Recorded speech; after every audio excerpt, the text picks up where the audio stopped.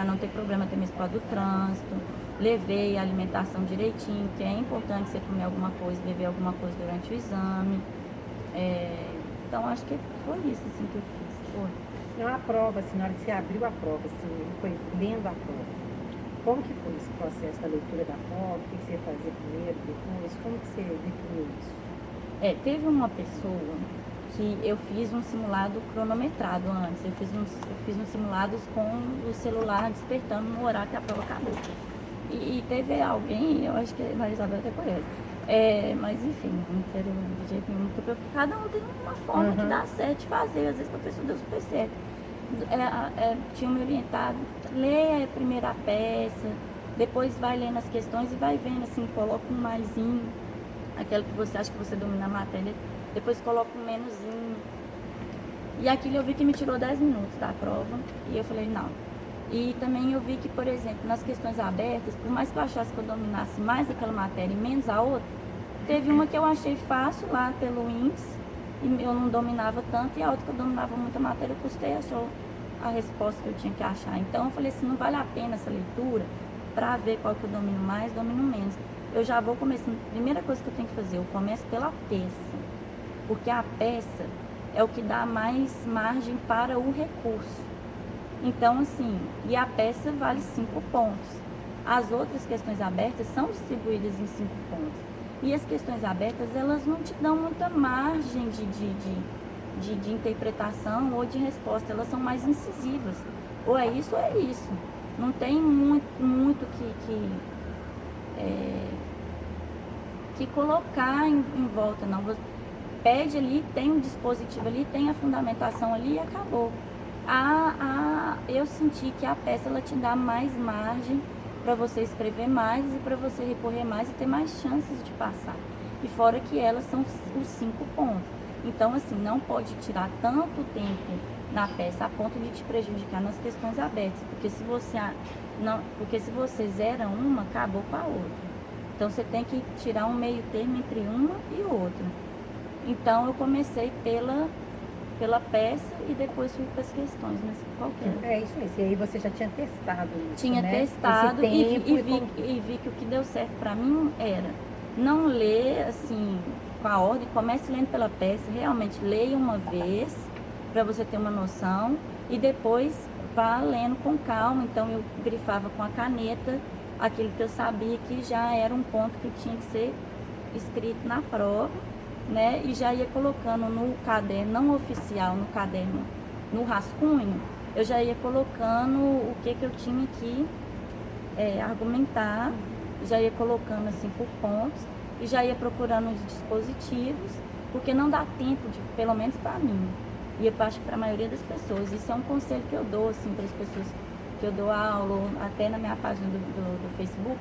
Não faça um caderno de resposta, porque eu já tive pessoas que eu conheço e que foram fazer primeiro o rascunho e depois passar para o caderno oficial, e nesse meio tempo não conseguiu tempo de repassar tudo. Ia passar porque eu avaliei a prova e estava tudo correto, ia tirar uma nota altíssima, mas porque não conseguiu ter tempo de passar limpo, não passou no exame. Então, no caderno de rascunho é só para você anotar os pontos principais e quando você já tiver certeza, você já ir passando para o caderno oficial. Débora, deixa eu te perguntar uma coisa.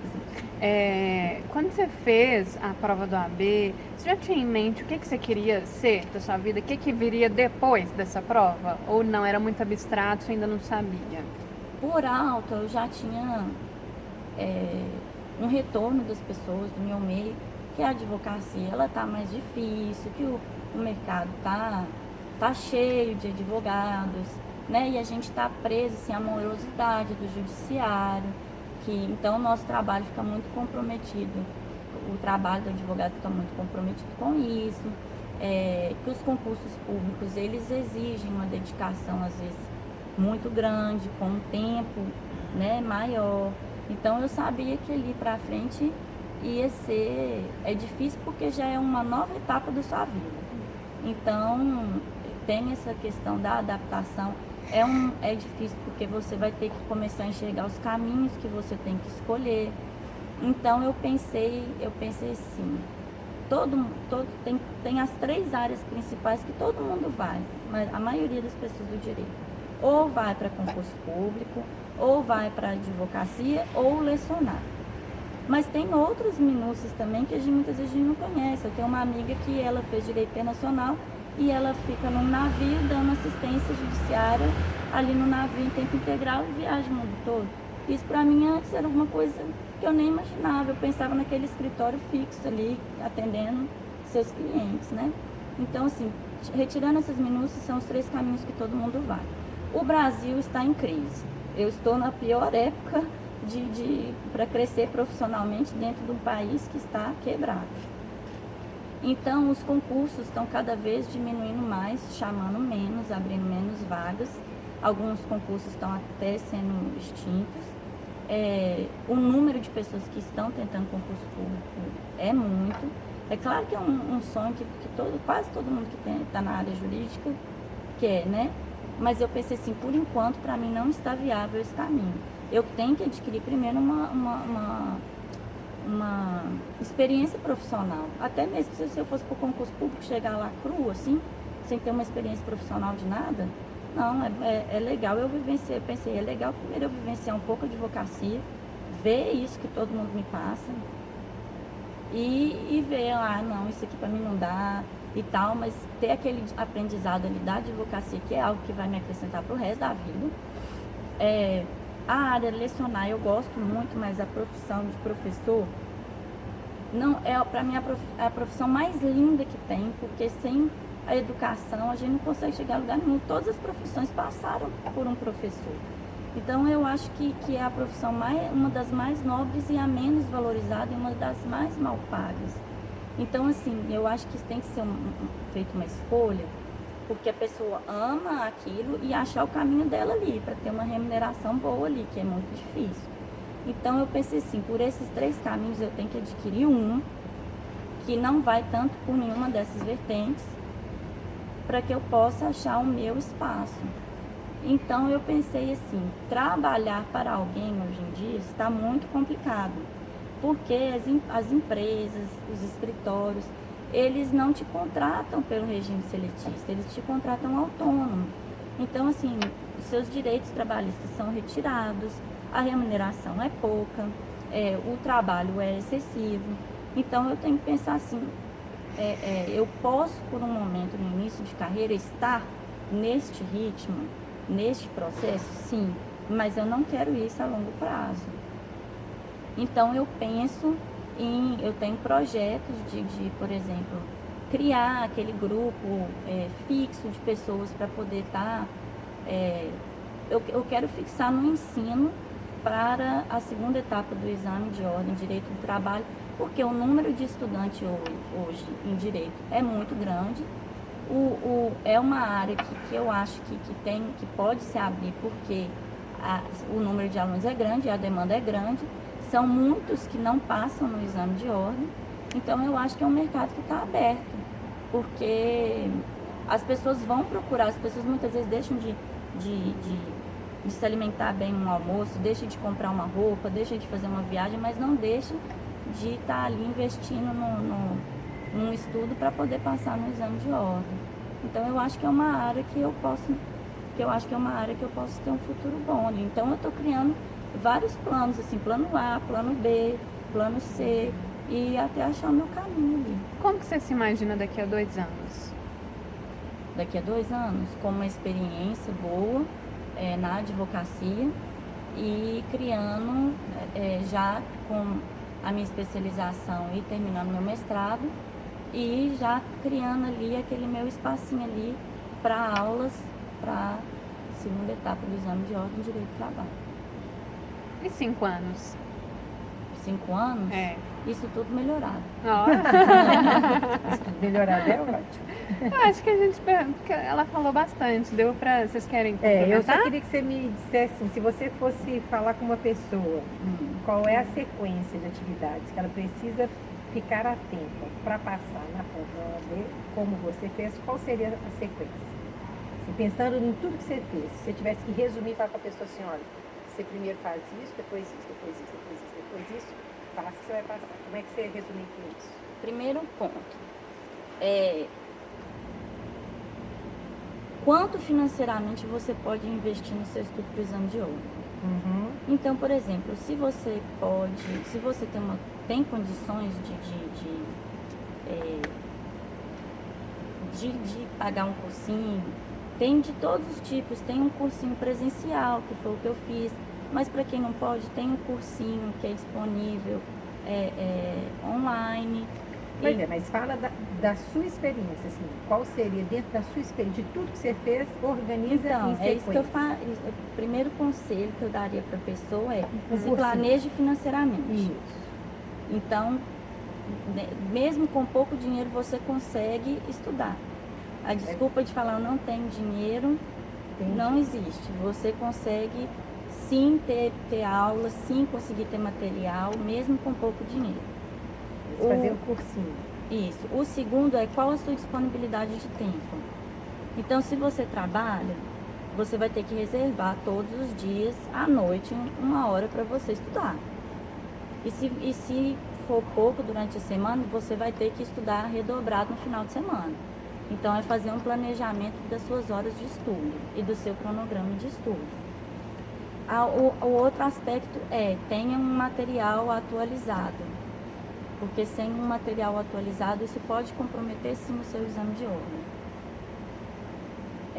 O outro ponto é crie uma metodologia de estudo, veja o que funciona para você. Fazer resumo para mim funciona, fazer para mim fichamento funciona. Para mim o que funciona é escutar a aula 2 vezes. Veja como você aprende melhor.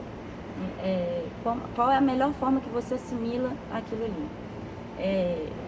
Você adquirindo, se conhecendo e vendo qual é o melhor caminho para você estudar, pratique os exercícios. Reserve um tempo para fazer os exercícios, para fazer as suas peças e para fazer as questões abertas.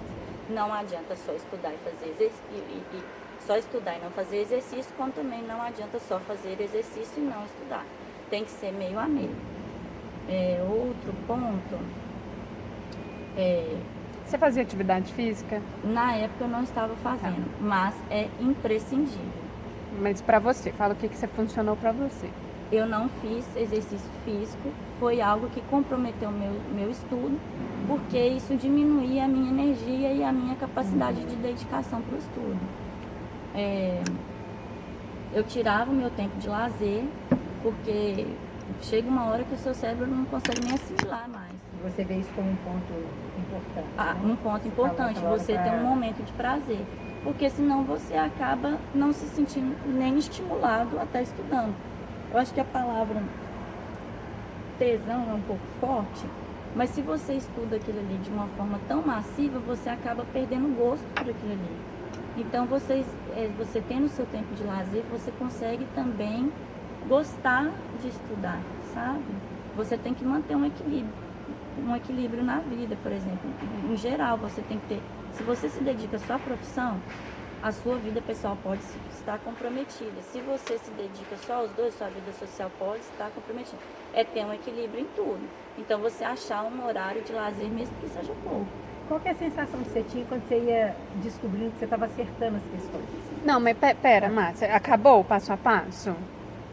Deixa eu só parou no você falou pra gente, olha, primeiro olhar qual que é a disponibilidade de dinheiro, para depois decidir o que vai fazer, né? Depois você falou qual a disponibilidade de tempo, para ter um planejamento de horas de estudo e um cronograma, foi o segundo passo que você falou. O terceiro é ter um material atualizado. O quarto é fazer exercícios. Metodologia de estudo. Tá. Qual a melhor forma de você Porque na verdade a metodologia foi quando você fizesse o cronograma de seus estudos, as horas, o seu cronograma e a sua metodologia de estudo, os 3 pontos. Então, o quinto foi fazer exercícios. O Que eu não sexto. fiz. Não, exercício não é atividade Não, física, não. Exercícios de treinar. de treinar. Isso, sim. Tanto estudar a parte teórica quanto os exercícios. E depois você tinha momento de lazer. Tem mais algum passo que você falaria para a pessoa, se ela pudesse repetir o que você fez, que deu certo? Dividir com outras pessoas o que você está sentindo é muito importante. Você fazia isso? Fazia o tempo todo. Você não guardar só tudo que você está passando, porque, né, você conversar te ajuda a entender melhor, a buscar soluções e se espelhar em outras pessoas que têm muita coisa boa para te aconselhar também. Uhum. Tem mais algum passo ou fechou aí? Acho que pode, fechou aí. Fechou, ótimo. Acho Não que a pode gente dizer? pode... Eu queria só saber qual que era a sua sensação enquanto você estudava, quando você via que você estava acertando e que você estava conseguindo fazer as atividades, qual que era a sensação que você tinha? Olha, para ter a sensação de que eu estava acertando, eu tive que falhar várias vezes. Para chegar ao ponto de eu falar assim, nossa, eu dei conta, nossa, eu tô conseguindo, eu errei mil infinitas vezes, até eu ir aprendendo. Então, assim, uma sensação de vitória e de conquista. Porque Te animava para estudar mais ou não? Ou era indiferente? me dava assim, força para continuar. Porque eu falo assim, saindo só um pouquinho, assim, a gente tem aquela projeção de felicidade plena e na verdade isso não existe. Uhum. Tem momentos bons e momentos ruins na sua vida. Então eu considerava aqueles momentos de vitória momentos felizes para mim e que serviam de estímulo para eu continuar. Uhum. Ótimo. Foi ótimo. Alguma pergunta a mais por mim? Não, por mim tá tranquilo.